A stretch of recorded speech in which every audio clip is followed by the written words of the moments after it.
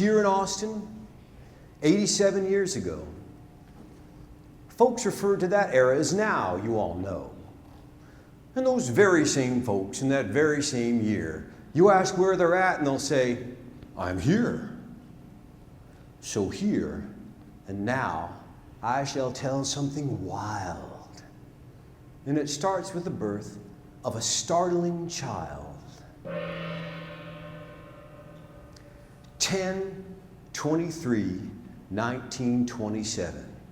Ivy Wire tipped the scales at 10 pounds 11. A heavyweight right from the start, that little girl. And she made such a sound like to make your hair curl.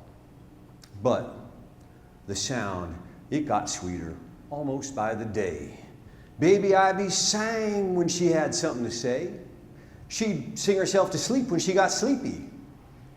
Some folks think singing babies are creepy. But that's how she was. And her father was stranger. That man put the entire family in danger. Booze was illegal. Cosmo Wire had a still out in back of his house where he brewed up his swill. He'd tend to the fire and sing a few songs and brew a few batches, and nigh before long he's sampling the wares. Beware his example, abundant in wiles and charismatically ample. His still was installed in a building out back, the smokehouse he called it, and smoke from the stack got thicker and blacker one hot afternoon while little Ivy played in the dirt with a spoon. Her mama had run into town with a goat. Her daddy was beating a fire with his coat, heaving buckets of water till he hollered, I fold, let's hightail it, darling. And he grabbed a hold of his sweet little Ivy, gazing over his back as he ran like the dickens from that flaming shack.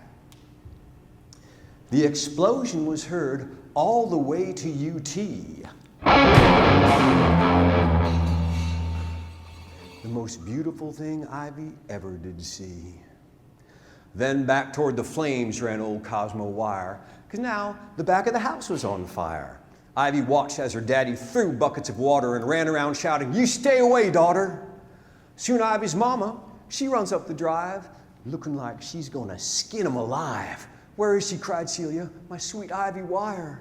She's over there, darling, just watching the fire. So Celia and Cosmo threw water and groused until the fire was entirely doused. The firemen came, said the house was okay. The police came and took Cosmo away.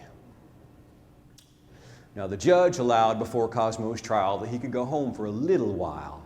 So Celia and Cosmo replaced the burnt siding. He painted it white, then run off into hiding. The sheriff said, Celia, where did he go? And Celia said, Otis, now how should I know? Poor Ivy. She missed her old daddy dearly. But tragic disasters did not happen nearly as much while Cosmo Wire was away, off on the run for a year and a day. But then Ivy was 4. She was up in her room, and she heard a soft voice coming out of the gloom. Her father was singing as sweet as can be out in the dark underneath the peach tree. Celia ran out, and she brought him inside, and they hugged, and they yelled, and they laughed, and they cried. And the 3 of them sat in the dim candlelight while Cosmo told stories for half of the night. The candle burnt out and they all went to bed. Both Celia and Cosmo kissed Ivy's forehead. Then, after a breakfast of fried eggs and ham, Cosmo went to the police and said, here I am. Poor Ivy. She missed her old daddy dearly. But magical moments did not happen nearly as much while Cosmo Wire was away at Huntsville for 366 days. So, their lives took on a peculiar rhythm. Some years without him, some years with him. He's home teaching Ivy to play the guitar or riding the rails gone way and afar. After a time, a young LBJ signed off on a dam out Marshall Ford Way. For straight demolition, they knew who to hire.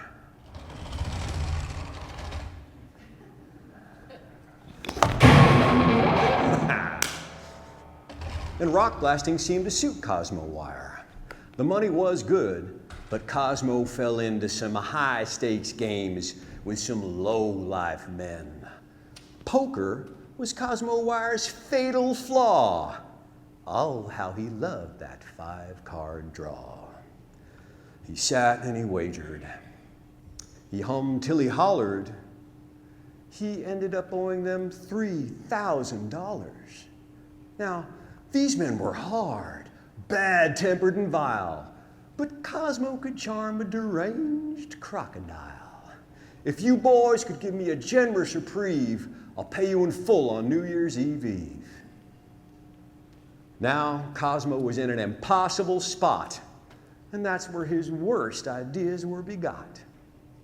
He went to the bank to take out a loan, and Cosmo signed over the deed to their home. The man counted $3,000 in a pile, and this is for you, he said with a smile. Cosmo went home, changed his clothes, washed his face, put $3,000 in a wicker suitcase. He said, Ivy, Cecilia, I've got to leave. I worked the late shift this New Year's Eve. It was cold and dark and down by the tracks. Cosmo was hunkering down by a shack. And those bad-tempered men appeared all a-stumbling, skunk-drunken shouts and nonsensical mumbling. Cosmo was going to give them the money, but now they're acting a little too funny. So when a freight train came rumbling close, Cosmo jumped on and he said, adios! But one of them fired off his one lucky shot. It was meant for old Cosmo, and Cosmo it got. He stumbled back, knowing full well he was slain, and fell out the opposite side of the train. Those men ran away. Cosmo took his last breath. He died a quick and merciful death.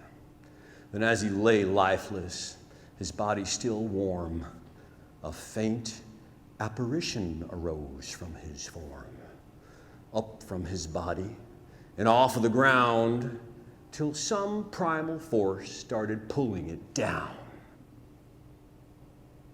Now, Ghost Cosmo felt just a little bit funny, leaving both the suitcase and the money, so his ghostly hand grabbed onto the handle and pulled just as hard as a ghostly hand can pull, pulling and tugging and yanking it down till that suitcase disappeared into the ground.